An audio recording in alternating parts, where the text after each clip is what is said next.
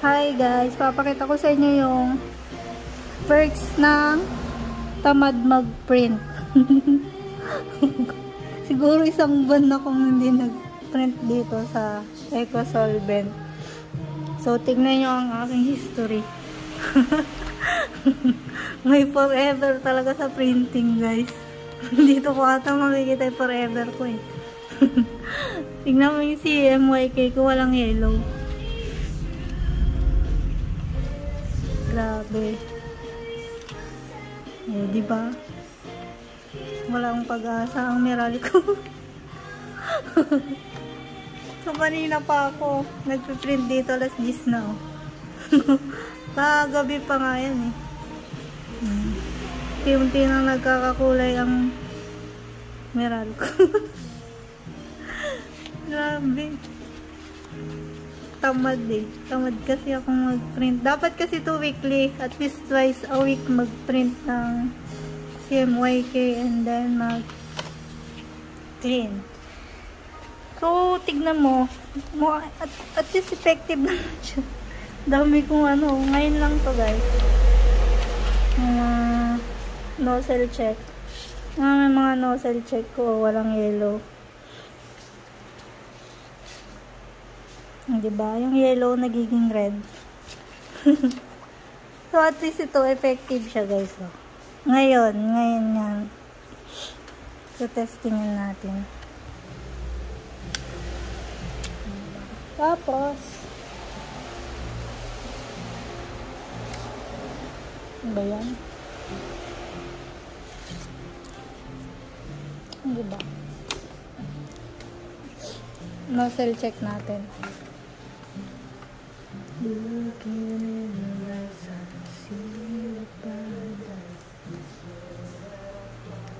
Nozzle check.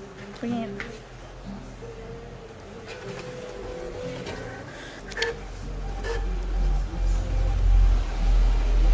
Feeling for you. Secret crazy. Oh, diba? May pag-asa na tayo. Kesa naman kanina. May yellow na siya.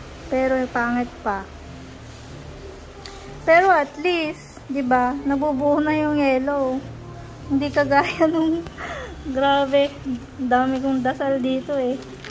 Siyempre, yung mahal-mahal ng printer. Kalay mo, wala talagang yellow eh. Mga ilang dasal na ako dyan. O diba, at least nagkakakulay. O ngayon, meron na. So, check ulit natin. Diba? Napakahirap. Hirap pag printing talaga eh. Lalo na pag tamad. Kagaya kong tamad. Puro gala. Isang buwan na napahinga tong printer natin. So, yun. So, sa tinamad kong hindi tignan mo naman, isang buong araw ata ako papahirapan ng printer na to eh. Ayan ba? Grabe. Ang hirap. Medyo madumi pa talaga eh. Ngayon yung aking maintenance si Econiba. Yan.